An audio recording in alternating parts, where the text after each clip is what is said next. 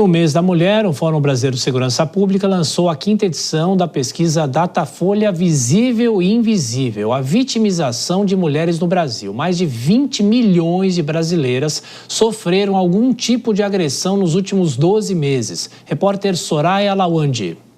A pesquisa estima que 21,4 milhões de brasileiras com 16 anos ou mais sofreram algum tipo de violência nos últimos 12 meses. Os dados revelam que a violência verbal é a mais recorrente, atingindo 31,4% das mulheres. A agressão física, por sua vez, também registrou crescimento preocupante. 16,9% das entrevistadas relataram ter sido vítimas de batidas, tapas, empurrões ou chutes, o maior índice já registrado pelo estudo.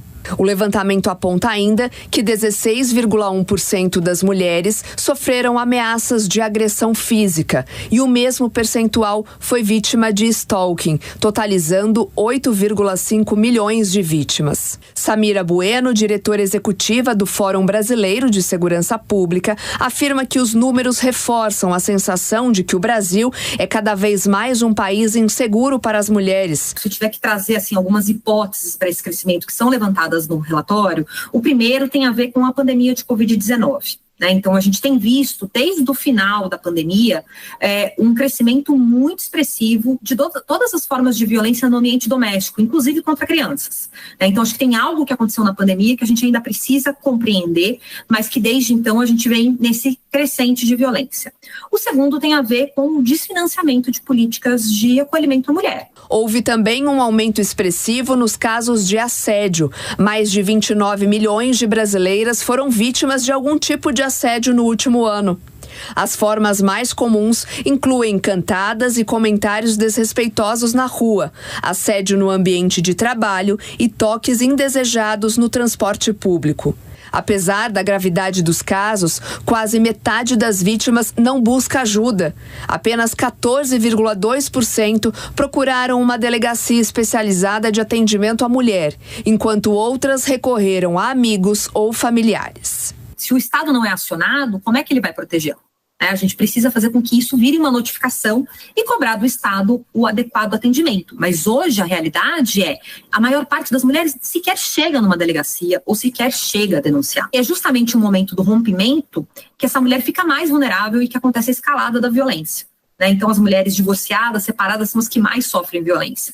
Então, a gente precisa ser capaz de acolher essa mulher quando ela finalmente tem coragem de denunciar. Os dados do relatório evidenciam a urgência de medidas eficazes para combater a violência contra a mulher aqui no Brasil. É fundamental fortalecer políticas públicas, ampliar redes de apoio e incentivar a denúncia para que cada vez menos mulheres permaneçam em ciclos de agressão e abuso. Bom, Dora Kramer, Nelson Kobayashi também. Dora, esse é um problema muito amplo. A gente citou agora há pouco o caso da menina Vitória, um caso triste e lamentável, mas é um caso no Brasil. E a sensação de insegurança das mulheres, qual a sua leitura feminina disso, Dora? Olha, é um número absurdo, porque a gente, se colocar em percentual, no caso da violência, qualquer tipo de violência, 37% das mulheres, é um número global. E no caso de assédio, 49%, ou seja, metade das mulheres já sofreram algum tipo de violência. Olha, o envolvimento não só do Estado, mas da sociedade, porque aquela cultura de que briga de marido e mulher não se mete a colher é um dos fatores pelos quais as mulheres se sentem isoladas e aí se dá esse medo de acionar, de procurar ajuda, seja de uma delegacia, seja com parentes, seja com amigos, porque as mulheres, as pessoas têm medo de fazer isso, porque a comunidade também, a sociedade também não se envolve. Então, é um trabalho que requer um envolvimento aí total e urgente, né? Porque os números são assustadores. Um número, não tinha a menor noção de que a coisa estava desse tamanho. E é preciso, sei lá, campanhas, ensinamento nas escolas, porque isso tem um fator cultural muito forte. Eu diria, talvez, que seja o principal fator.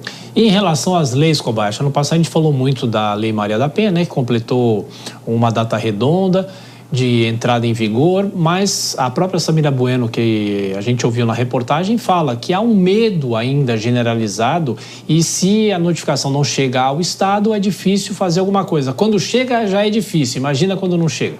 Sim, Tiago. E, inclusive, ontem, dia 9 de março, a gente teve os 10 anos da lei do feminicídio, que também é um marco importante.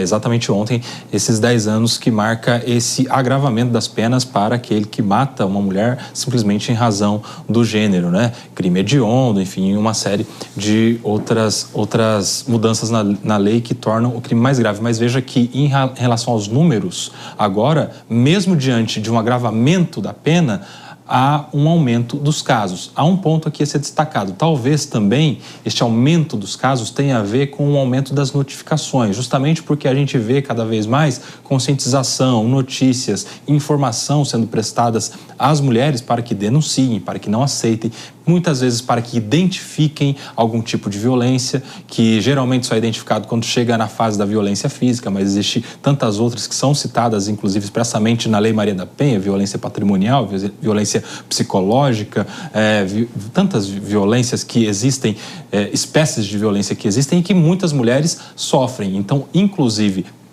pela conscientização, pode ter havido um aumento das notificações, já que boa parte dessas violações, desses crimes, são praticados entre quatro paredes e há certamente um receio, porque isso é dito muitas vezes no solo policial, na delegacia e nos fóruns, há um receio dessas mulheres de denunciarem e de serem retaliadas. Muitas delas sofrem mais violência ainda e outras morrem justamente pelo fato de denunciar. Então há também a necessidade do poder público se equipar em relação a isso, dar proteção de fato às mulheres que procuram uma delegacia, procuram uma autoridade para fazer esse tipo de denúncia.